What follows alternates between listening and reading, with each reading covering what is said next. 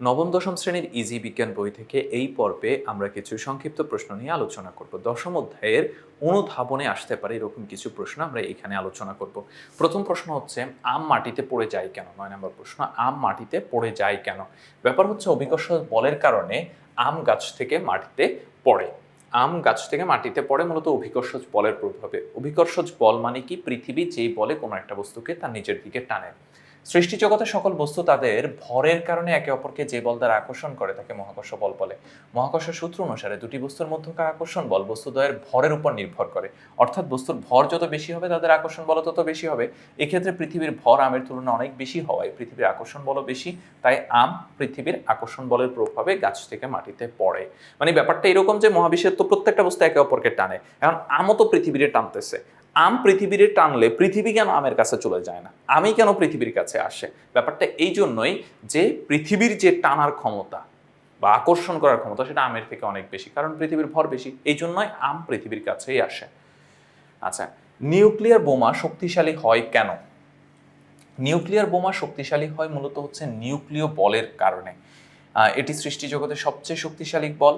পরমাণু কেন্দ্রে যে নিউক্লিয়াস রয়েছে তার ভেতরকার প্রোটন এবং নিউট্রন নিজেদের মাঝে এই প্রচণ্ড শক্তিশালী বল কাজ করে নিজেদের আটকে রাখে। প্রচণ্ড বল আটকে থাকার কারণে এর মাঝে অনেক শক্তি জমা থাকে, তাই বড় নিউক্লিয়াস ভেঙে কিংবা ছোট নিউক্লিয়াসকে জোড়া দিয়ে অনেক শক্তি তৈরি করা সম্ভব। এই কারণে নিউক্লিয়াস বোমা এত শক্তিশালী হয়। মানে ব্যাপারটা হচ্ছে কি, পরমাণুর ভেতরে কেন্দ্রে তো কি থাকে? নিউক্লিয়াস। নিউক্লিয়াসের ভেতরে কি থাকে? প্রোটন থাকে এবং হচ্ছে নিউট্রন থাকে, তাই না? এখন প্রোটন কি? Positive charge.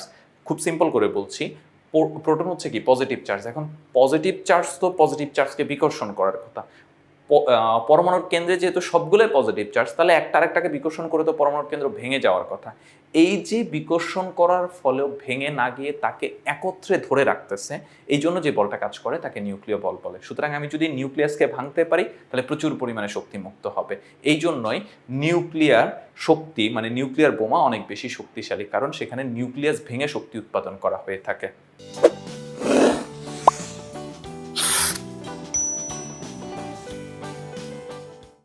ঘর্ষণ বল একটি প্রয়োজনীয় উপদ্রব, যেটাকে ইংলিশে বলা হয় নেসেসিটি ইভিল। মানে হচ্ছে এটা ব্যাপারটা এরকম যে না পারতেছি গিলতে, না পারতেছি ফেলতে, এই জন্য এটাকে প্রয়োজনীয় উপদ্রব বলা হয়। আমাদের জীবনে প্রত্যেক দিন যেমন ঘর্ষণের প্রয়োজন, এই যে আমি যে বোর্ডে লিখছি, এই লেখার জন্য কিন্তু পেনের মাথার সাথে বোর্ডের একটা ঘর্ষণ হতে হচ্ছে। যদি ঘর্ষণ না হতো তাহলে আমরা মানে লিখতে পারতাম না। অথবা তুমি আমাদের হাতের দিকে একটু খেয়াল করে দেখো তো, এই যে আমাদের যে ত্বক, সেই ত্বকের সাথে হাতের একটা বেশ বড় পার্থক্য আছে না? হাত কিছুটা অমসৃণ না আমাদের শরীরের চামড়ার থেকে? কেন? কারণ আমাদেরকে হাত দিয়ে কোনো কিছু ধরতে হয়। হাত দিয়ে কোনো কিছু ধরতে হলে সেখানে হচ্ছে ঘর্ষণ কাজ করে, তাই না? এই ঘর্ষণের কারণে, এই ঘর্ষণটা কাজ করে বলে আমি হাত দিয়ে ধরতে পারতেছি। সুতরাং যদি ঘর্ষণ না থাকতো আমরা হাত দিয়ে কোনো কিছু ধরতে পারতাম না। বিশ্বাস না হয় তুমি একটা কাজ করবা, হাতের সাথে সাবান মেখে তুমি ওই যে যে বাসায় যে ট্যাপগুলো আছে না, ট্যাপ ছাড়ার চেষ্টা করবা, গোল ট্যাপগুলো ছাড়ার চেষ্টা করবা, দেখবা পারবা না। অথবা তুমি টাইলস করা ফ্লোরে তুমি সাবান পানি ছিটিয়ে দিয়ে হাঁটার চেষ্টা করবা। মোটামুটি পঙ্গু হসপিটালে একটা সিট বুক রেখে এই চেষ্টাটা করবা। তো এইগুলোর কারণ কেন? কারণ হচ্ছে ঘর্ষণের প্রয়োজন। ঘর্ষণ না থাকলে এই কাজগুলো কোনোটাই হতো না। দেয়ালে আমরা পেরেক আটকাতে পারতাম না, আমরা কোথাও বসতে পারতাম না, আমরা হাঁটতে পারতাম না, আমরা কোনো কিছু ধরতে পারতাম না। তার মানে ঘর্ষণ আমাদের জন্য খুবই প্রয়োজনীয় জিনিস। আবার ঘর্ষণ কি করে? হাঁটতে হাঁটতে আমার জুতার তলা ক্ষয় করে ফেলে, তাহলে সেটা আমার ক্ষতির কারণ হয়ে দাঁড়াচ্ছে।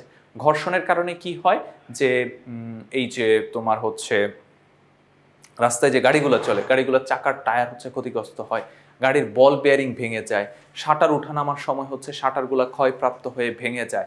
অথবা এই যে দেখবা যে বিভিন্ন মহাকাশযান যে হচ্ছে পৃথিবীর বাহিরে যায়, হ্যাঁ, পৃথিবীর বাহিরে যাওয়া কিন্তু অনেক সহজ, মহাকাশে যাওয়া কিন্তু অনেক সহজ, কিন্তু যখন সে ফিরে আসে তখন কিন্তু তার জন্য অনেক কঠিন হয়। কারণ মহাকাশের বাহির থেকে যখন কোনো কিছু পৃথিবীর ভেতরে ঢুকে, মানে পৃথিবীর বায়ুমণ্ডলের ভেতরে আসে, তখন বায়ুর সাথে প্রচণ্ড ঘর্ষণ সৃষ্টি হয়। এই ঘর্ষণের টেম্পারেচার মোটামুটি 5000 ডিগ্রি সেলসিয়াসও হয়ে যেতে পারে, 5 থেকে 7000 ডিগ্রি সেলসিয়াসও হয়ে যেতে পারে। এই যে 5 থেকে 7000 ডিগ্রি সেলসিয়াস হয়ে যাচ্ছে, এর ফলে কি হবে? এটা পুড়ে ছারখার হয়ে যাওয়ার কথা। তো এইখানে একটা শিল্ড ব্যবহার করা হয় যাতে তাপকে রিডিউস করতে পারে, এরকম একটা শিল্ড ব্যবহার করা হয়। সেখানে যদি বিন্দু মাত্র ক্ষতিগ্রস্ত হয় তাহলে কিন্তু এখানে এই ক্ষেত্রে হচ্ছে দুর্ঘটনা ঘটবে। একবার হচ্ছে সম্ভবত 2003-এ এরকম দুর্ঘটনায় 7 জন নভোচারী প্রত্যেকেই পুড়ে মারা গেছে। তো এই ক্ষেত্রে কি হচ্ছে, ঘর্ষণ আমাদের ক্ষতির কারণ হচ্ছে। তাহলে ঘর্ষণ আমাদের জন্য উপকারী, ঘর্ষণ আমাদের জন্য হচ্ছে ক্ষতিকর। এই জন্য ঘর্ষণকে প্রয়োজনীয় উপদ্রব্য বলা হয়। ঘর্ষণ বলতে কি বোঝায়? ঘর্ষণ মানে হচ্ছে একটা বস্তু আর একটা বস্তুর উপর দিয়ে চলতেছে।